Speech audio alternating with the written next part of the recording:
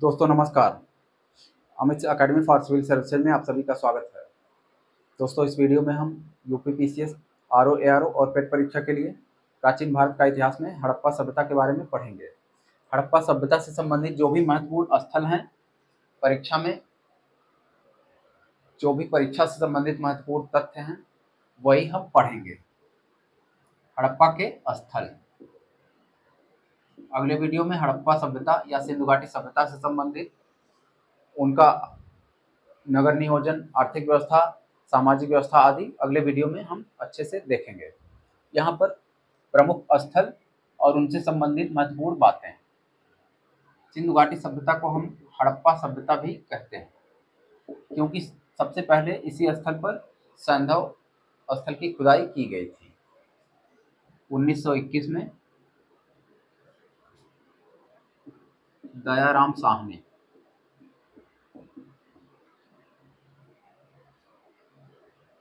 इनके निर्देशन पर, इनके द्वारा खुदाई की गई थी। हड़प्पा है रावी नदी के बाएं तट पर।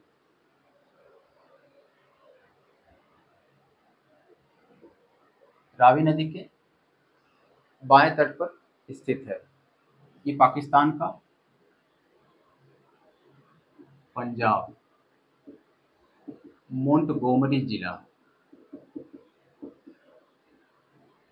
पहले ये सब भारत में था। मोंटगोमरी जिला रावी नदी के बाएं तट पर। मोंटगोमरी, दयाराम साहनी 1921।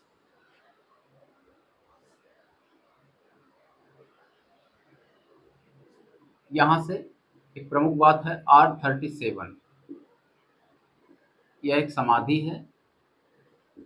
कहां से मिली है? हड़प्पा सभ्यता से। समाधि या कब्रिस्तान। परीक्षा में जो भी आए। R37 स्त्री के गर्भ से निकलता पौधा।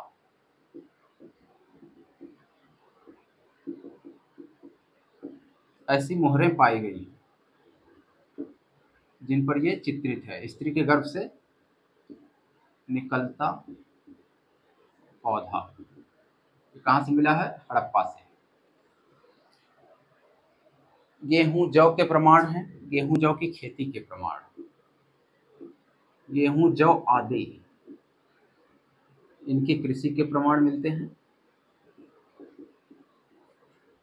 इनके आभूषण हैं सोने, चांदी, मणि, रत्न,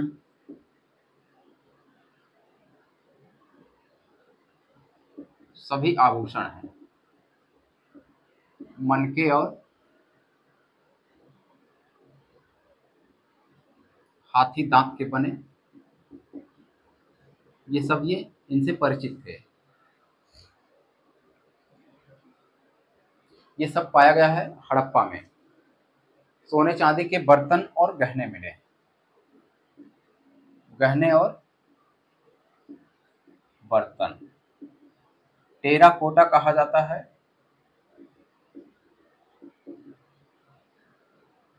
ये लाल मिट्टी के पके बर्तन होते हैं जिन पर काले रंग से इन पर ज्यामितीय आकृतियां बनाई जाती थी। लाल मिट्टी,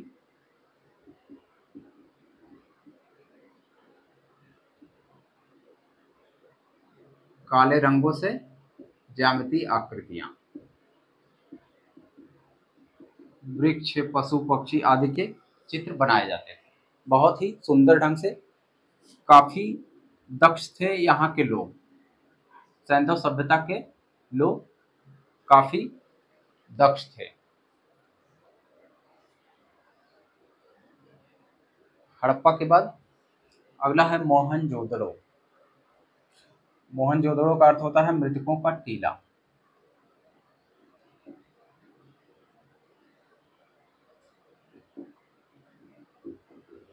मोहनजोदड़ो ये भी है पाकिस्तान में। ये है सिंधु नदी। सिंधु नदी के किनारे 1922 में राखालदास बनर्जी, इन्होंने इसका उत्खनन करवाया।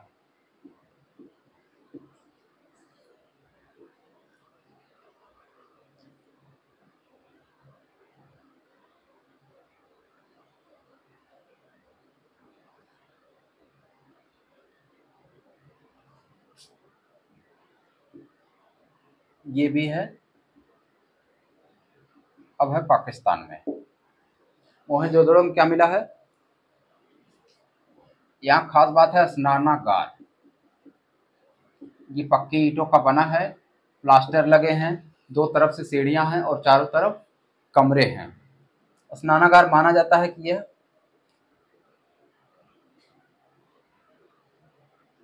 खास अवसरों पर इसमें लोग स्नान करते थे। अनुष्ठान के लिए था, खास अवसरों के लिए था। ये बात हो गई स्नानागार और अन्नागार, यानी बफर स्टॉक, अनाज का। अन्नागार को कहा जाता है, मोहनजोदड़ो से प्राप्त अन्नागार को सैंधव सभ्यता का सबसे बड़ा स्थल कहा जाता है, सबसे बड़ा निर्माण कार्य,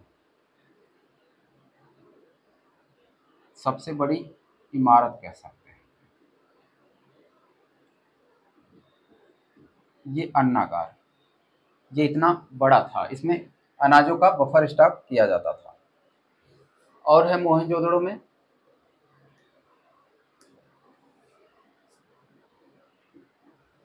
कांसे की मूर्ति, नर्तकी की। ये अभी आईएएस परीक्षा में हाल ही में पूछा गया है कि मोहनजोदड़ो से प्राप्त डांसिंग गर्ल या नर्तकी की मूर्ति किसकी बनी है? कांसे की, यहां से मिली है। और योगी और पशुपति की मूर्ति, मुहरों पर पशुपति का अंकन। एक ऐसे देवता हैं, 3 सिर वाला देवता,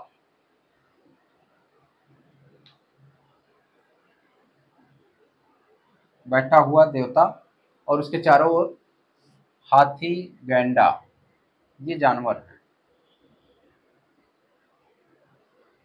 बाघ और भैंसा, हिरन भी है। ये सभी जानवर उसके चारों ओर हैं इस मुहर में, जो कि मोहनजोदड़ो से प्राप्त हुई।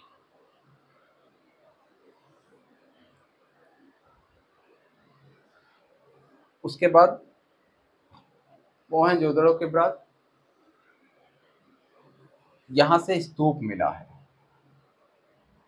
बाद में किसी ने बनवाया था, स्तूप है, लेकिन मंदिर का कोई साक्ष्य नहीं मिलता है। सिंधु घाटी सभ्यता में मंदिर और लोहे का कोई साक्ष्य नहीं मिलता है।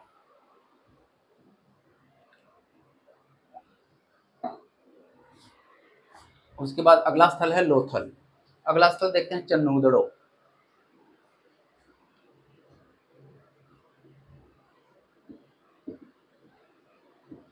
चन्नूदड़ो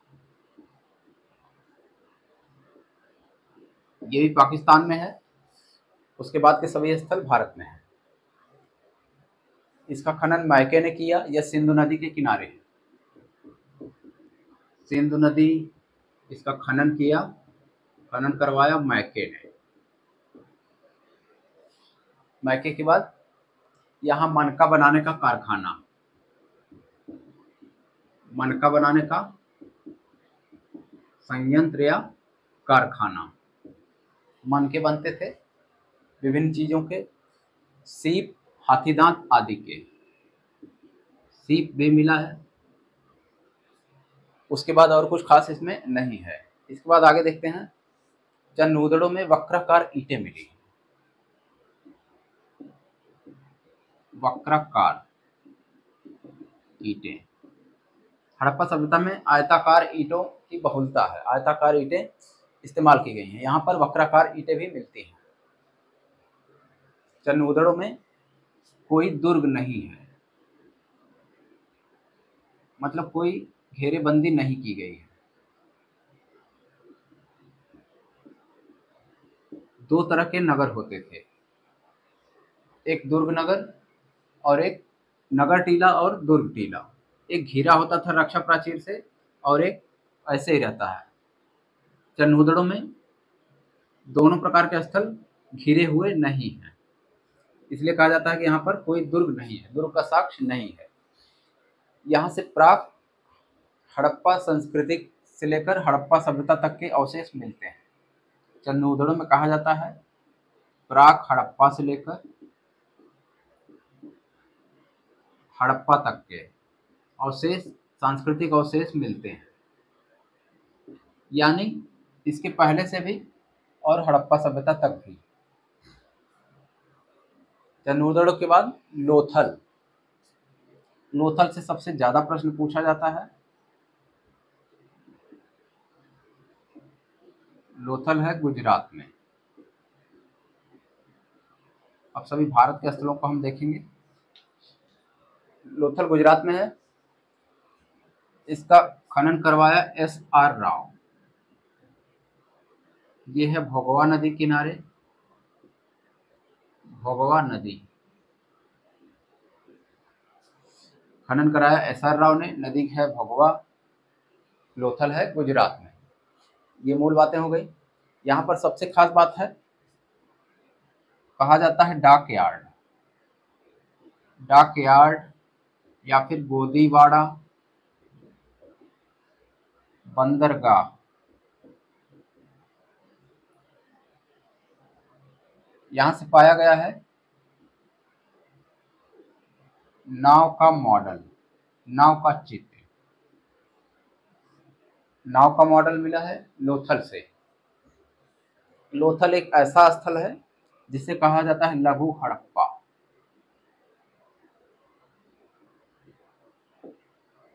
यहाँ व्यापार बहुत उन्नत अवस्था में था। यहाँ हाथी दांत का पैमाना मिला है, हाथी दांत का पैमाना। व्यापार होता था तो पैमाना भी पाया गया है। यहाँ गढ़ी और नगर दोनों रक्षा प्राचीर से घिरे हुए थे। यह एक ऐसा शहर है जहां पर दोनों टीले घिरे हुए थे।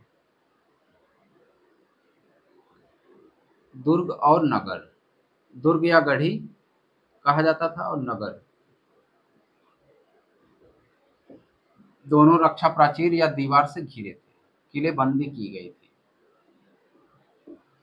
और लोथल में संधव सभ्यता के स्थलों में सड़कों की तरफ घरों के दरवाजे नहीं खुलते थे, पीछे की तरफ खुलते थे। लोथल में सीधे सड़कों की तरफ दरवाजे खुलते हैं। तो हो जाएगा दरवाजे सड़क की तरफ खुलते थे।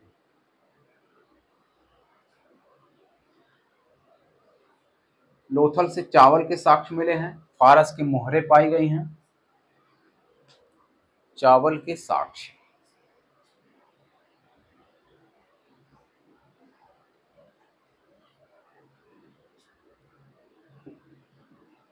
चावल के साक्ष्य और फारस की मोहरें बड़ी मात्रा में पाई गई हैं, जिससे पता चलता है कि यहाँ व्यापार होता था, व्यापारिक केंद्र था, बंदरगाह था ही।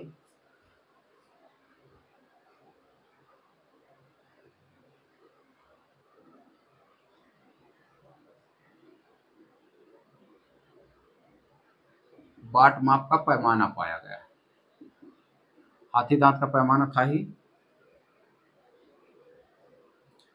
लोथल के बाद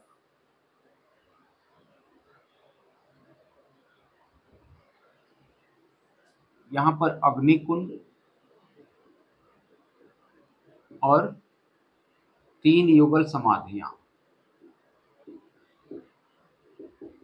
ये भी प्राप्त हुई। लोथल ये हो गया। लोथल के बाद अगला स्थल हम देखेंगे बनावली।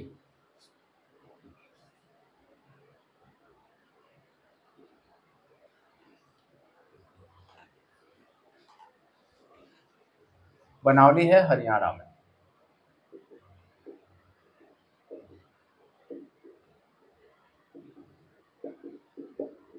बनौली हरियाणा में है। खनन करवाया RS बिष्ट। यहाँ भी प्राक हड़प्पा से लेकर के हड़प्पा तक के अवशेष, सांस्कृतिक अवशेष मिले हैं। ये प्रश्न PCS में पूछा जाता है। हड़प्पा तक के सांस्कृतिक अवशेष पाए गए।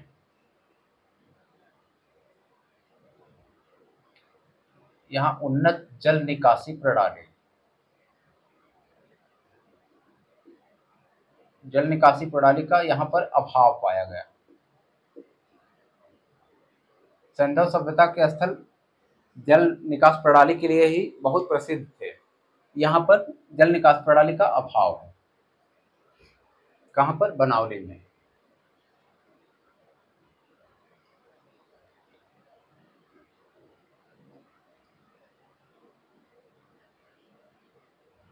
अगला स्थल है कालीबंगा।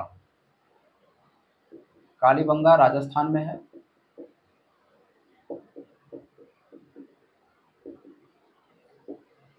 कालीबंगा है राजस्थान। इसका खनन किया अमलानंद घोष।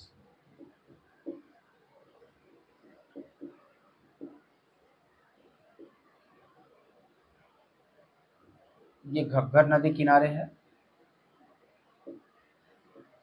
घग्गर नदी के तट पर।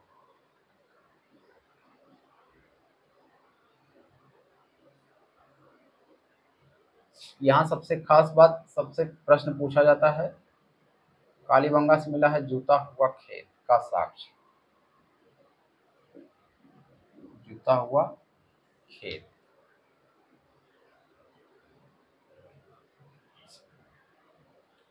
जूता खेत, हल का निशान।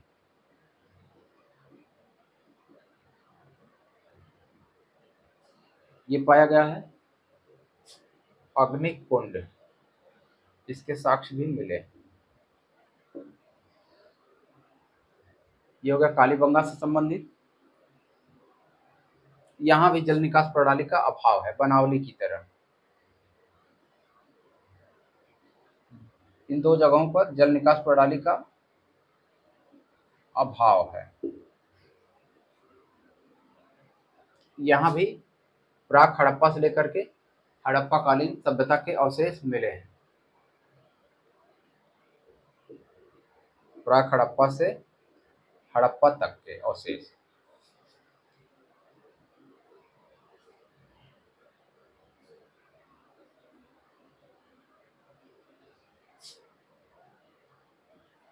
यहाँ से अलंकृत ईंटें भी पाई गई हैं कालीबंगा में। अलंकृत ईंटें,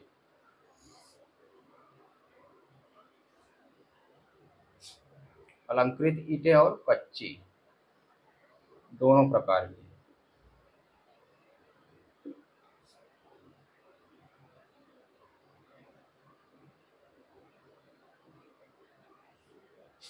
यहाँ समाधि की तीनों प्रथाएं प्रचलित थी, यानी पूर्ण समाधिकरण, आंशिक समाधिकरण और दाह, तीन प्रकार से समाधियां, तीन प्रकार से अंत्येष्टि क्रिया। उसके बाद अगला स्थल है धौलावीरा। धौलावीरा, धौलावीरा है गुजरात में। इसका खनन करवाया RS बिष्ट।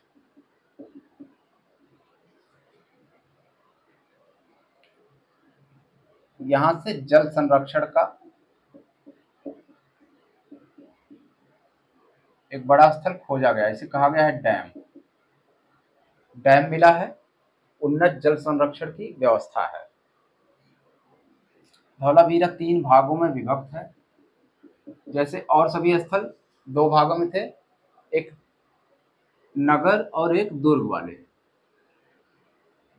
दुर्ग टीला, नगर टीला वाला।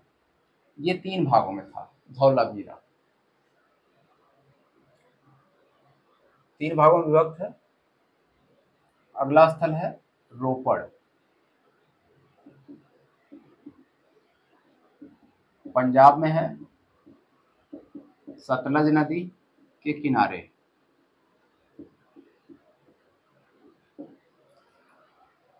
रोपड़ का खनन किया गया, खोज की गई वाई.डी. शर्मा या यज्ञदत्त शर्मा। ये हो गया। ये स्वतंत्रता के बाद का खनन किया गया सबसे पहला स्थल है, रोपड़। स्वतंत्रता के बाद सबसे पहला उत्खनित स्थल।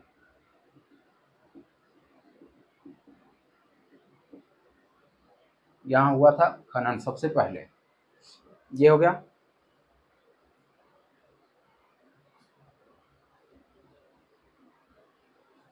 यहाँ पर सभी संस्कृतियों के मृदभांड पाए गए। मृदभांड यानी मिट्टी के बर्तन। सभी संस्कृतियों के मृदभांड, जैसे चित्रित, धूसर और काले।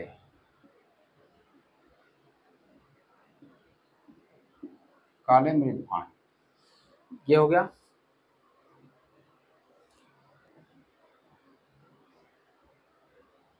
अगला स्थल है सुरकोटदा। सुरकोटदा। सुरकोटदा है, इनसे संबंधित हैं जे.पी. जोशी, खननकर्ता। सुरकोटदा है कच्छ, गुजरात। ये भी गुजरात में। यहाँ पर घोड़े की अस्थियां पाई गई।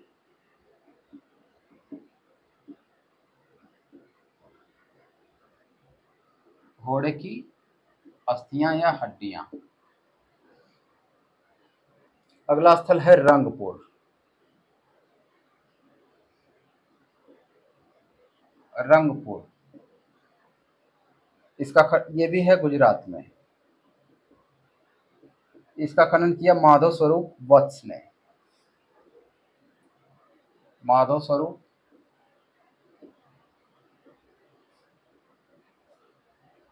यहाँ पर धान की भूसी के साक्ष्य मिले हैं। धान की भूसी और कच्ची ईंटों के दुर्ग बने हैं। इसकी रक्षा प्राचीर जो किलेबंदी की गई है वो कच्ची ईंट का बना है। कच्ची ईंट के दुर्ग। रंगपुर के बाद अगला स्थल है आलमगीरपुर।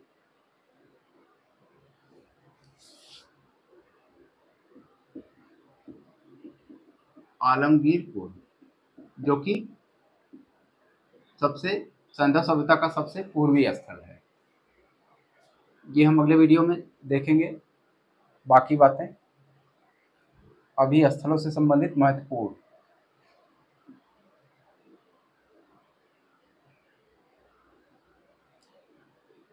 आलमगीरपुर है मेरठ में। इनका खनन करवाया वाई.डी. शर्मा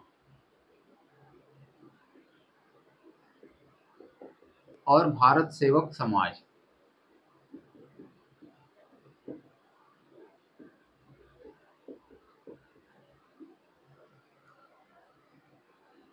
ये सबसे पूर्वी है, हिंडन नदी के बाएं तट पर। ये उत्तर प्रदेश में है। यहाँ से चित्रित मृदभांड मिले हैं। चित्रित।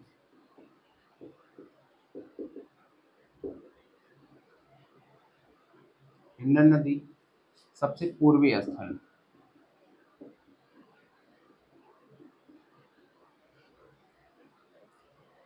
उसके बाद अगला स्थल है हुलास।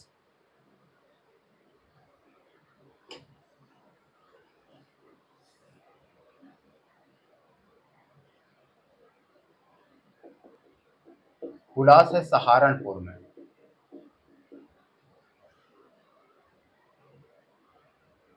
यहाँ से गेहूं की कृषि के साक्ष्य मिले हैं और लिपियुक्त मोहरें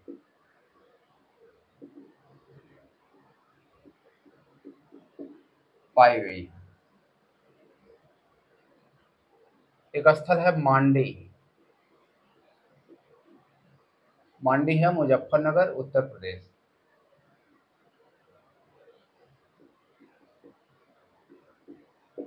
यहाँ से स्वर्ण मुद्राएं मिली हैं।